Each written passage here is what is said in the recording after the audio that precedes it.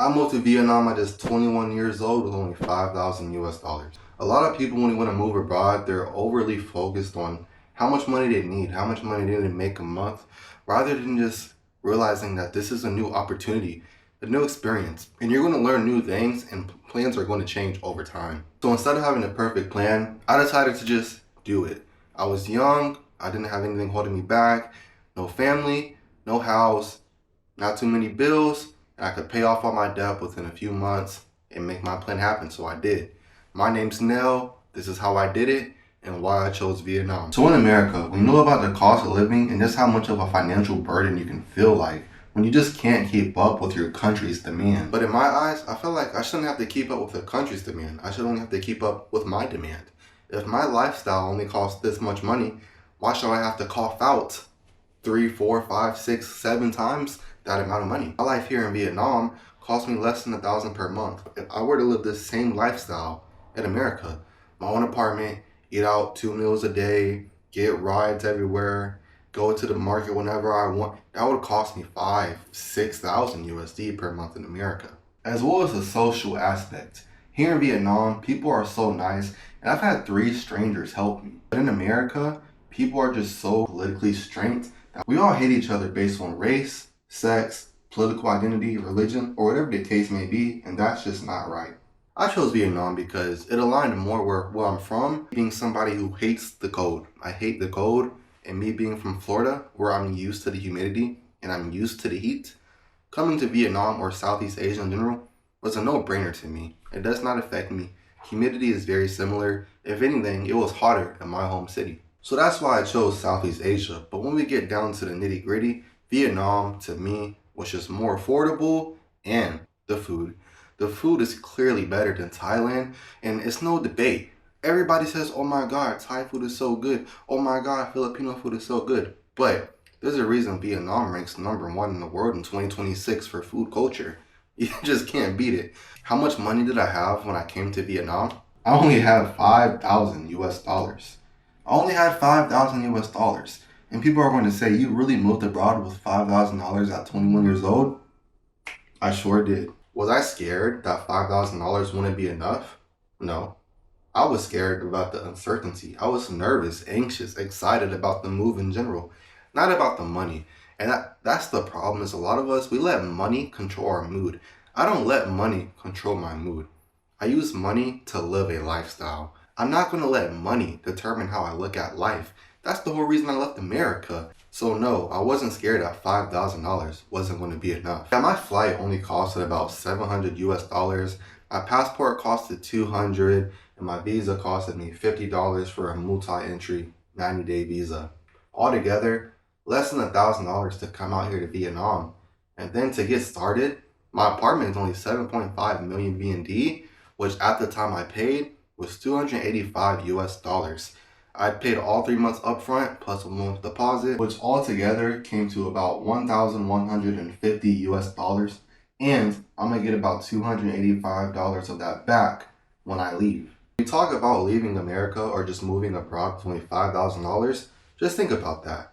It only cost me $950 to come out here, and then it only cost me $1,150 to secure an apartment for 3 months, and I'm getting 1 month of that back when I leave. That's only $2,100.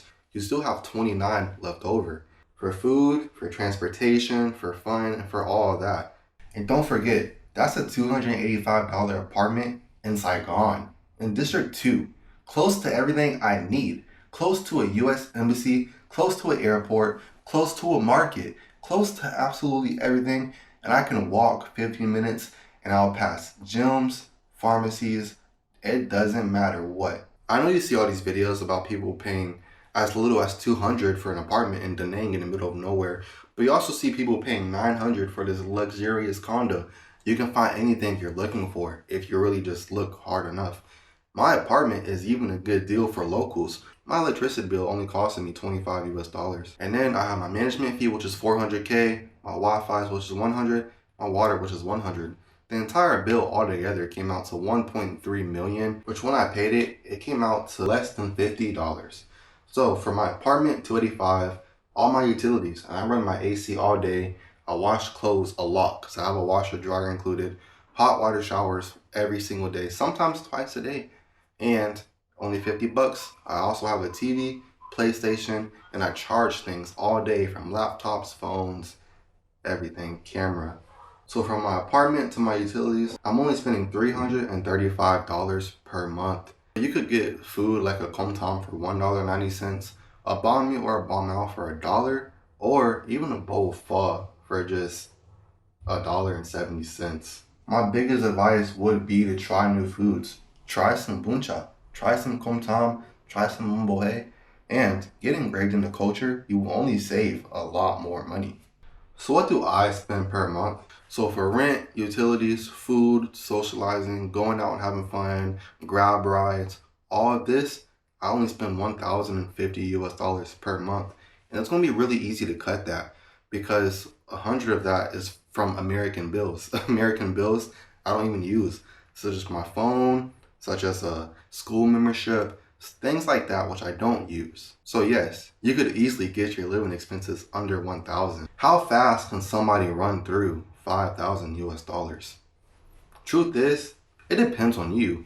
I'd say 3 months because 5,000 you have to pay for your way here and you have to pay for your apartment and deposit for your entire stay, as well as food, transportation, shopping, and even trips. I took a 1 week vacation to Da Nang for less than $300. Me, being the 21 years old I am, I didn't have a degree.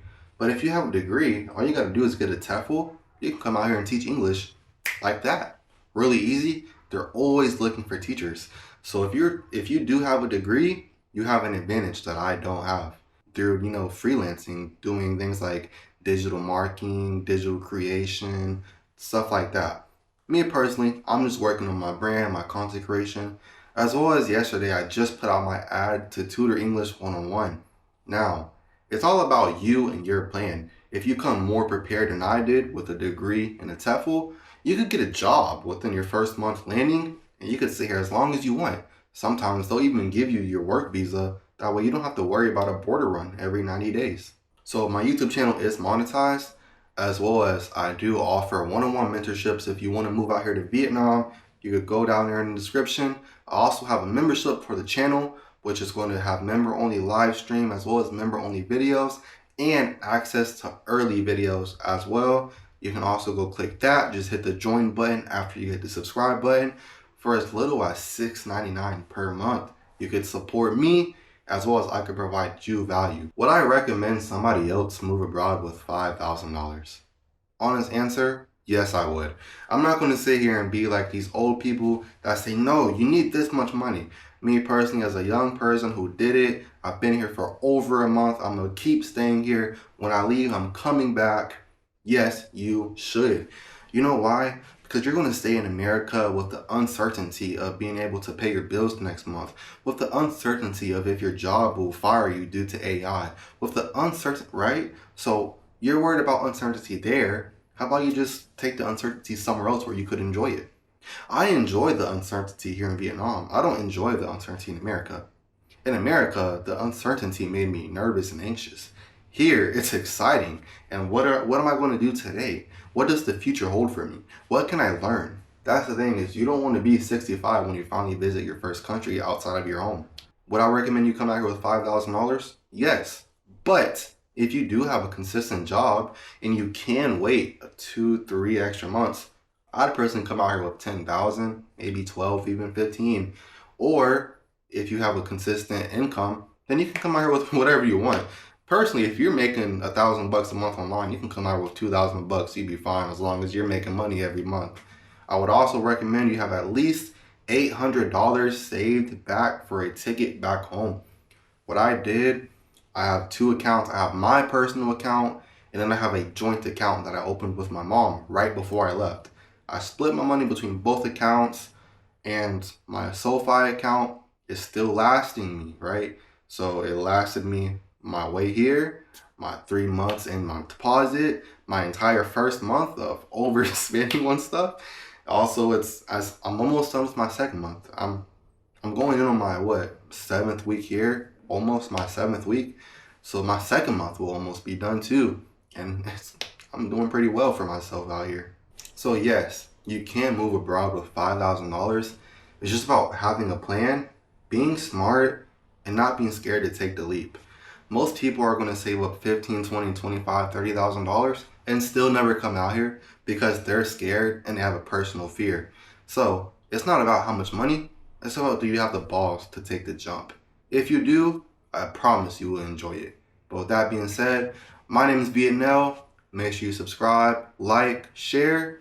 Make sure you go for a one-on-one consultation for 30 minutes or 60 minutes. It's up to you.